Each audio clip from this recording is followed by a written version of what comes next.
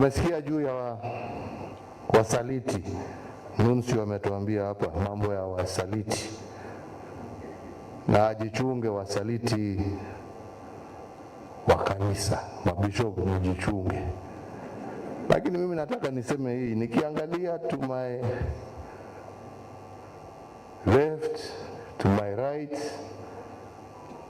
sioni shida ya usaliti mwingi sana huku. Hawa ni watu ukiwaongelesha vizuri, mtapelekana na hawa vizuri sana na watawasaidia kwa kazi zenu. Usaliti huko upande mwingine sitaki siku. Usaliti ni mwingi sana. Lakini kwa wasaliti tunawaambia, hata Judas alisaliti Yesu, lakini hiyo mahela aliiwacha akaenda akatafuta kamba. Kwa hivyo kujera ukozi ya mwishine dale, kuna siku ambayo haina mwisho wake. So yangu ni kusema, shirikianeni pamoja na hawa. Bring them into your confidence. Bring them into your trust. They, especially in difficult times, will help guide you through and bring your flock to greener pastures. There was once a man who said ya kwamba the church is the conscience of society.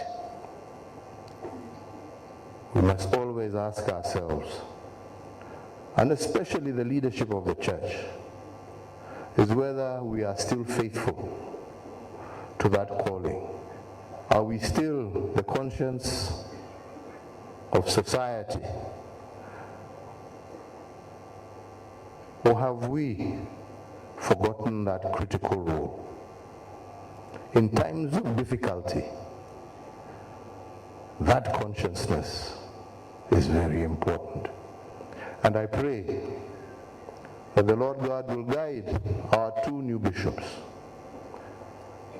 that they will remain that conscience, that they will speak their minds in the interest of their people with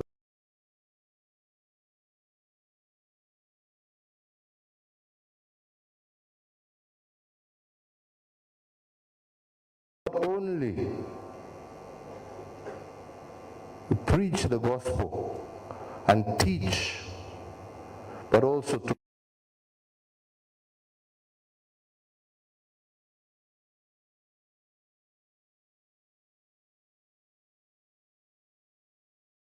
stand for them when they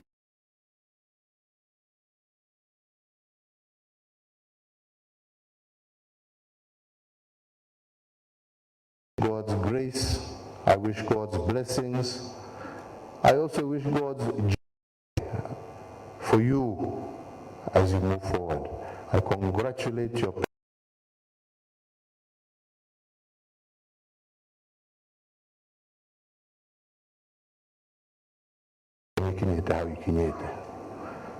nanigado na nyunoto amushokeria gado, kwa sababu kama sio nyinyi hawangekuwa pahali ambapo walipo.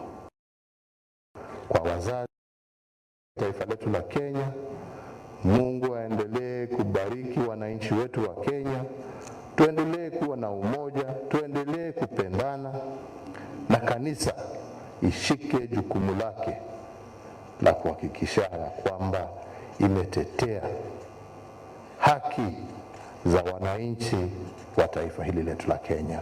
Mungu na wabariki na waweke. Asanteni.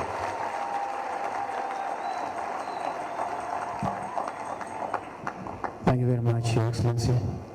Now allow me to invite the Speaker of the National Assembly, Honorable Wetangula Moses, to give his message. Honorable Speaker. Let us give him a clap as he comes.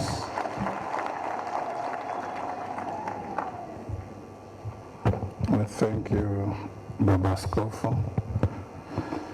As Apostolic Nuncio, our Megan, our Archbishop, my my brother Phil Panyolo,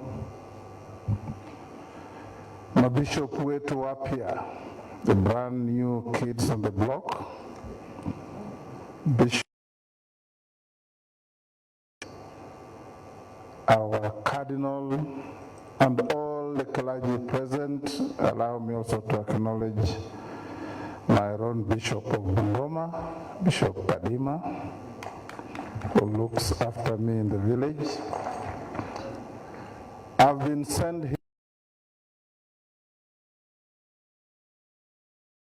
from Moto, and as I deliver his message, allow me to salute